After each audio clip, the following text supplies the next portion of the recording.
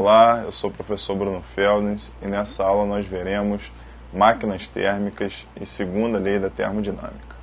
Os objetivos dessa aula são os seguintes: os enunciados da segunda lei da termodinâmica, nós vamos definir a máquina térmica, ver o motor térmico e o seu rendimento, ver a bomba de calor e a sua eficiência, veremos o ciclo de Carnot e o rendimento máximo de uma máquina térmica.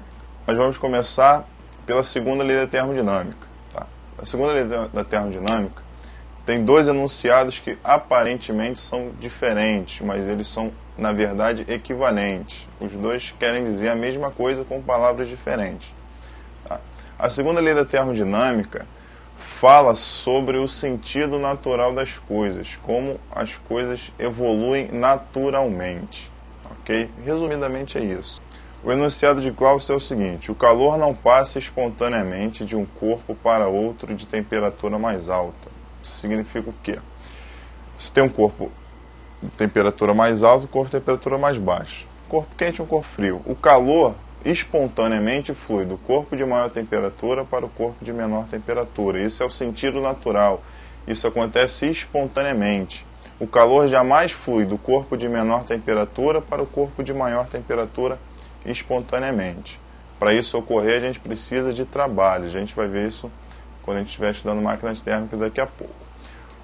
A outra forma de enunciar, que é o segundo enunciado da segunda lei da termodinâmica, feito por Kelvin, é o seguinte: é impossível construir uma máquina operando em ciclos cujo único efeito seja retirar calor de uma fonte e convertê-lo integralmente em trabalho.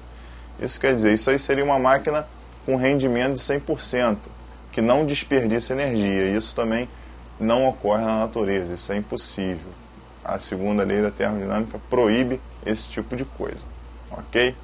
Vamos ver agora o que é uma máquina térmica. Tá? A máquina térmica é um dispositivo que trabalha em processos cíclicos, ou seja, se repete, né, em determinada unidade de tempo, ele acontece uma vez, depois começa a se repetir, em que ocorre a transferência de energia em forma de calor e trabalho, de um meio para outro. Ou, às vezes entra trabalho e transfere calor, às vezes entra calor e transfere trabalho.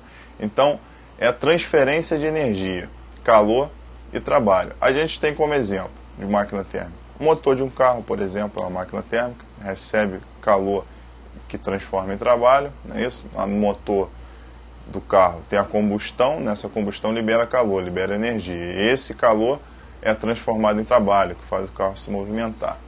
Outro exemplo é a geladeira. A geladeira, ela recebe trabalho e absorve calor da geladeira, ou seja, o interior da geladeira vai ficando cada vez mais frio e o exterior cada vez mais quente, mas isso precisa de energia.